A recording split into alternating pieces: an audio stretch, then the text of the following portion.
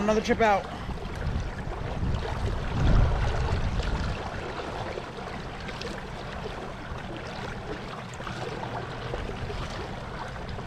This is more dam.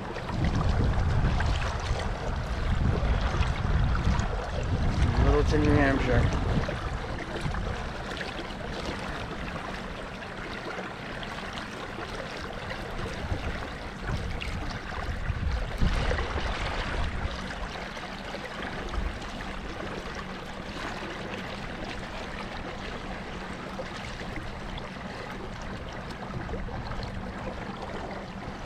Such a wide body of water. It looks like a lake, but this is a river.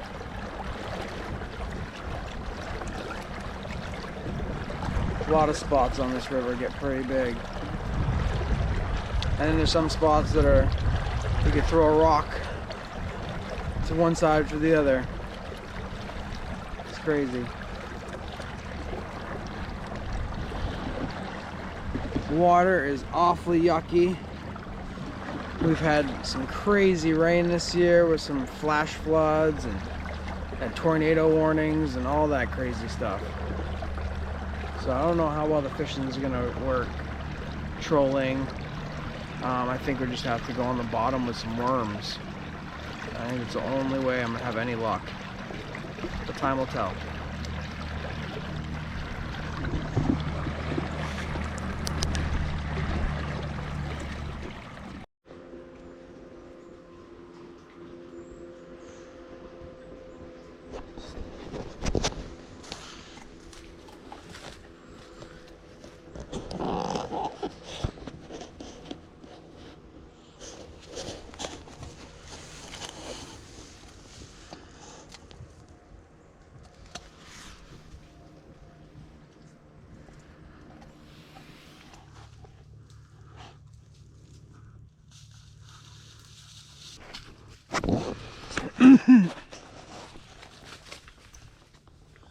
The Combat Commander. This knife, this machete slash sword hybrid, it's in between both. I'm not gonna go crazy into depth because there's so many videos online talking about this that they do so much in-depth research about it that I'm not gonna go all out because you guys will probably do multiple checks. But anyways, this sword is just a perfect cheap little budget, combat ready, good to go Gladius. It's got a good weight to it, and I feel that, you know, I have a good reach, I have a good stab with it. It's very light, and I will show you guys videos of different cuts. You know, you can do multiple cuts, 1, 2 on the same side, 1, 2, you know, thrusts. And this is what Gladius was designed for, was really thrusting, not slashing. All right, so this is a thrusting, boom, boom, boom sword. You know, it's got its slashes, it's got its, you know, it can do its slashes, but a stab is going to cause more damage than a slash. So I'll go through that in more videos in depth, but right now we're just talking about the sword. But which is one thing that's really nice about this for bushcrafting and what, I'm not bushcrafting, but you know, for chopping in the woods. As soon as one side gets dull, you flip it around and you can go right to the other side. You know, your cuts going all the way down. I just flipped it and you didn't even know. Okay, turn that little into mince.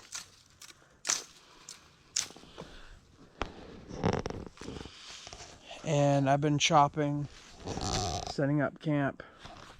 I've been using this bad boy for a hot minute now. I did do some little shave downs here because when you reached out, this, the way that they originally have it, digs right into your wrist. So if you're going to be chopping with this bad boy for a while, you definitely want to sand those down. And it was very easy. I just took a little, you know, Palmol hand electric drill and just sanded it down on both sides. It literally took me like 10 minutes. And it's now comfortable and doesn't dig into my wrist when I'm swinging it. But yeah, more to come on this bad boy. I'm liking it. For a cheap budget sword, this thing gets it done.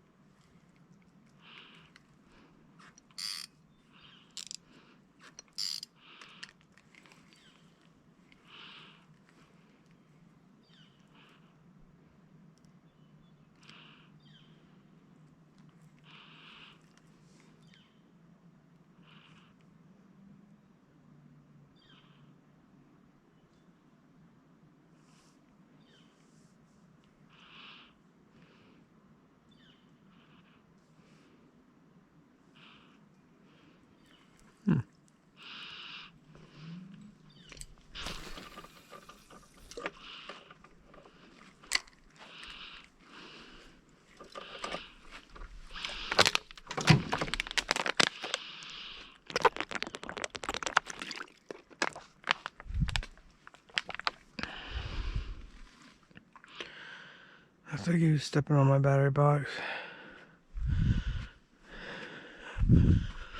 It does.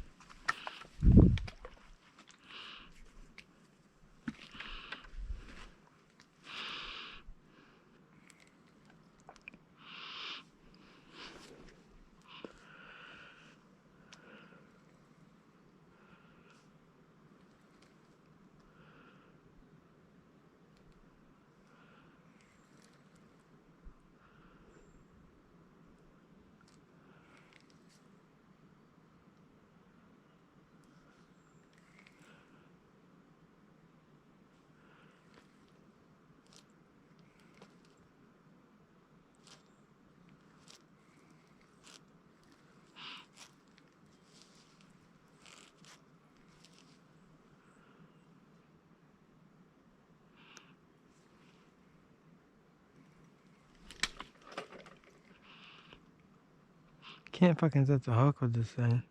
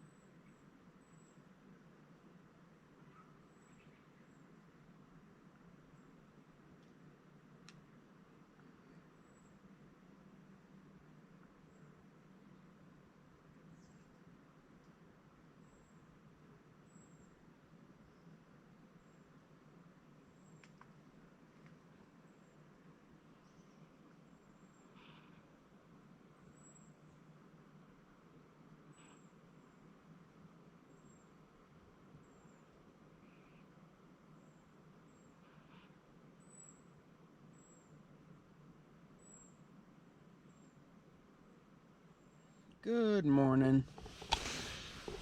I had a pretty good night's sleep.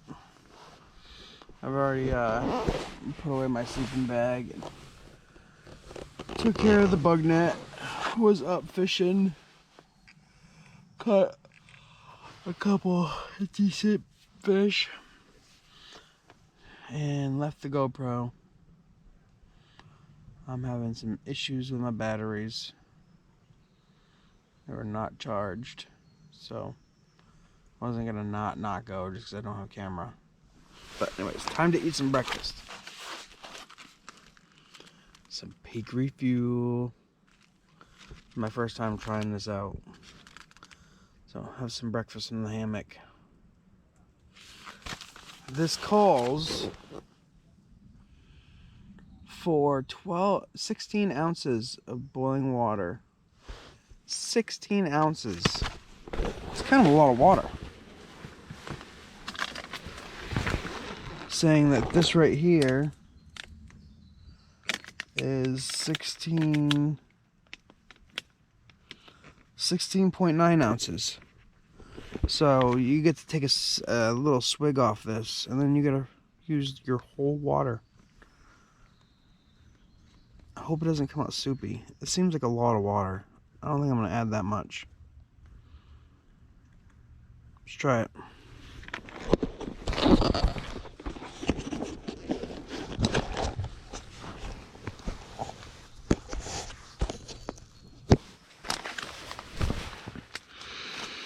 Set that there. Set that there.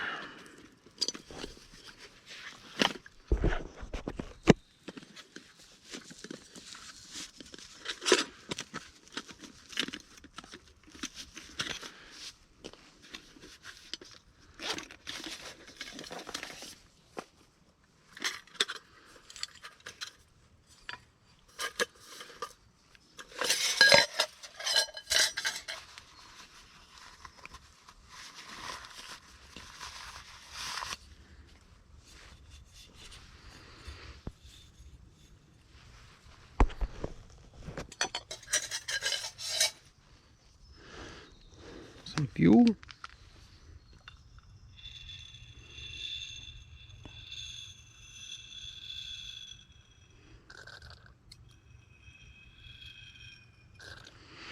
And then it doesn't take much to boil a cup of water.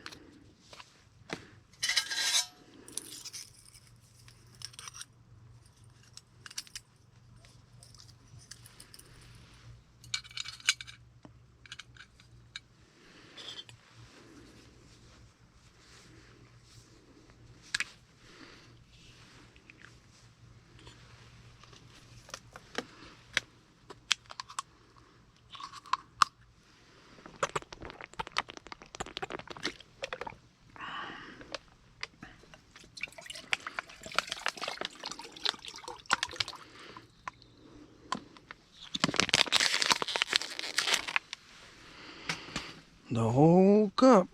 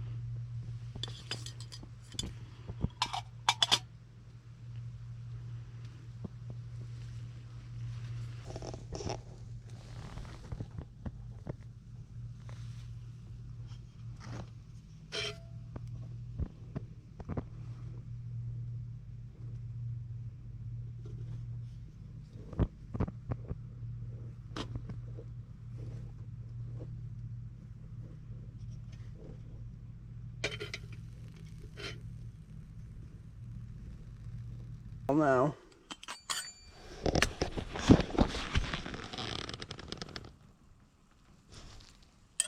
almost there.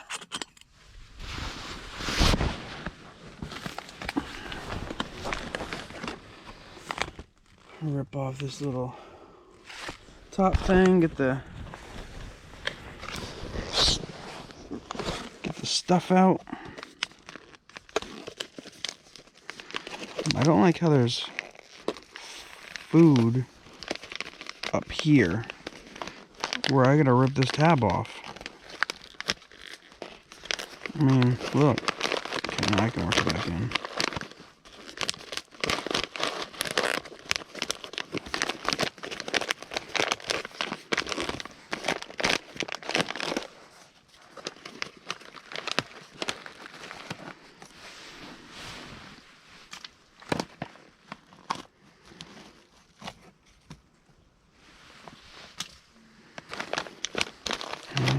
It's definitely full. Chocker block full. A lot of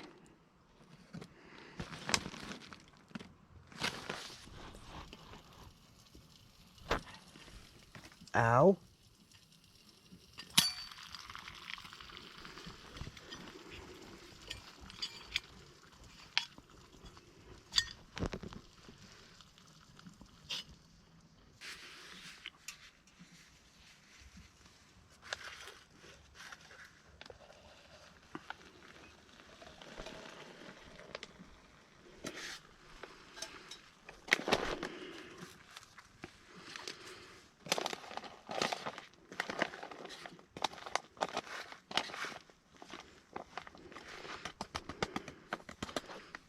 Smells phenomenal.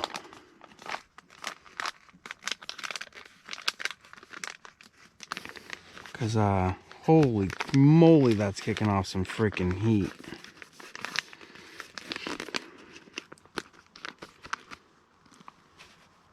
Man, I hope I didn't overwater it. 16 ounces seems like a lot. 16 ounces boiling hot water to the pouch.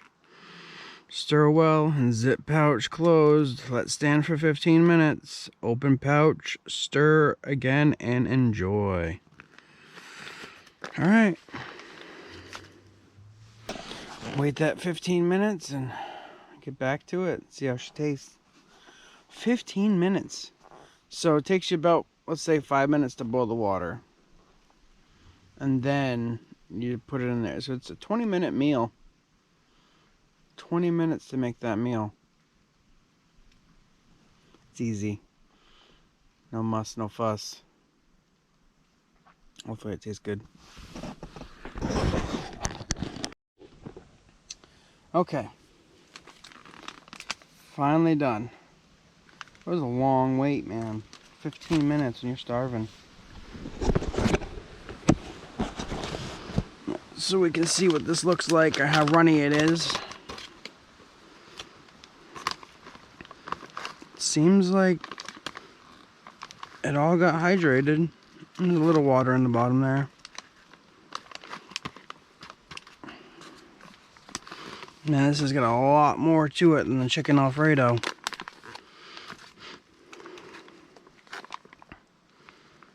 Wow. And there's still a crap ton more. Holy moly.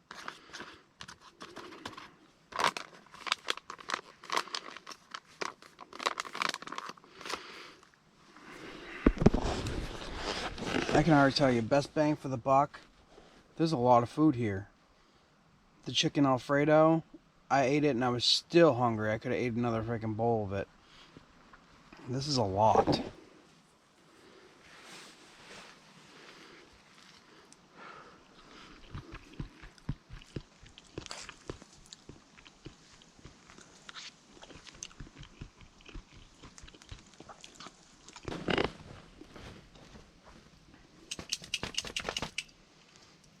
I mean, it's food.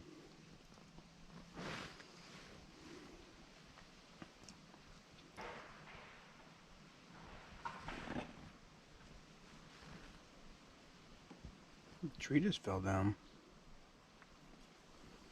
Scale 1 to 10. I'm gonna give it a 5. there's a lot of room for improvement. I'm gonna be honest, guys, I am not a fan. The potatoes are overpowering. The eggs are pretty much got pulverized. If you don't like onions and peppers, you're definitely not gonna like it.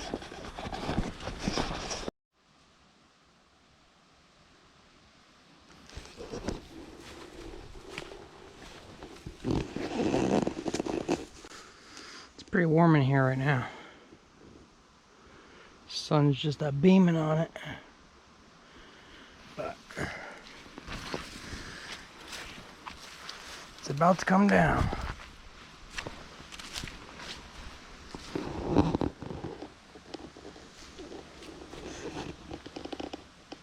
Now, if you're considering to use this as a hot tent, I'm gonna say don't. Now, during the fall time, okay, you know, if it's raining and you just want to do some cooking in there, okay, run the chimney out this one and out and away, because I ran mine up, okay. Granted, I used this tent one time last winter, and come on in here.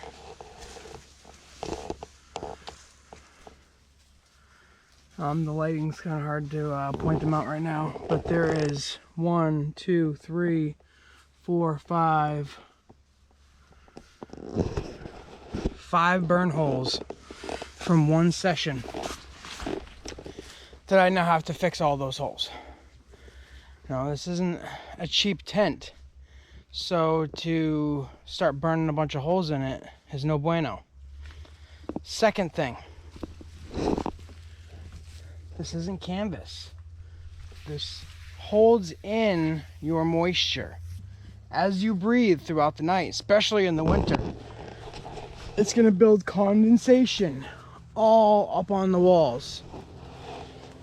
Canvas will actually soak up that moisture, and when the fire is going, you can step outside and you can watch the moisture just being dried away and just evaporating off into the air, helping to keep the moisture down in your tent, and it makes it breathable. This is not breathable, so you have to keep holes in your tent so that way you don't suffocate. And once this warms up, so once all your condensation freezes, you stop burning the stove. Condensation freezes. Now you wake up and you're in ice, just it's all ice. So you crack open that, you know, you start firing up the stove again to get it warm. What happens to all that ice? It melts and it drips. It starts dripping all down the walls and onto all your shit. So you're not keeping your stuff dry because it's just gonna get soaked, okay? For winter camping, you need to have a canvas tent that will soak up the moisture and will also breathe. This does not breathe. This can be dangerous, and I have to keep a hole on both, giant holes on both sides, which defeats the whole damn purpose. Okay, it makes it so you can't really get this up to temperature. My hot tent, on a cold day, I can still crank that thing up and get it up to freaking 75, 80 degrees. All I could do was to get this up to 55 degrees.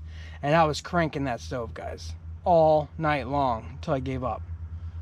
And then when I did give up, all the moisture comes in, your breath freezes to the walls, and you wake up and you're in an ice tomb.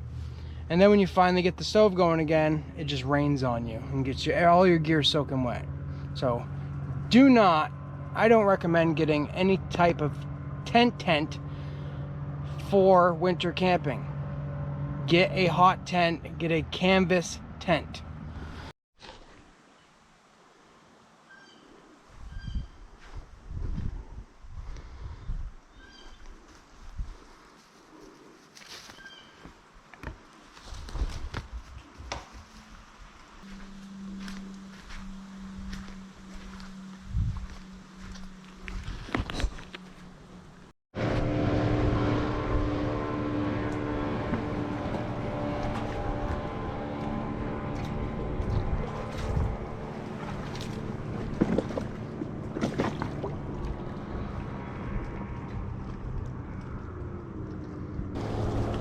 Up on this. Up on this.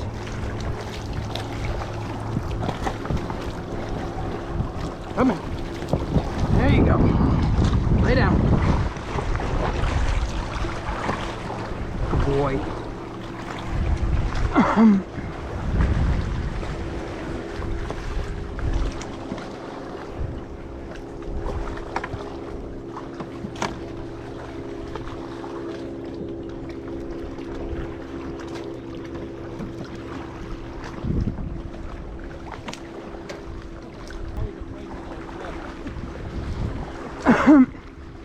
I put a hard bottom in this one and rugged it so that way he's got some kind of stability.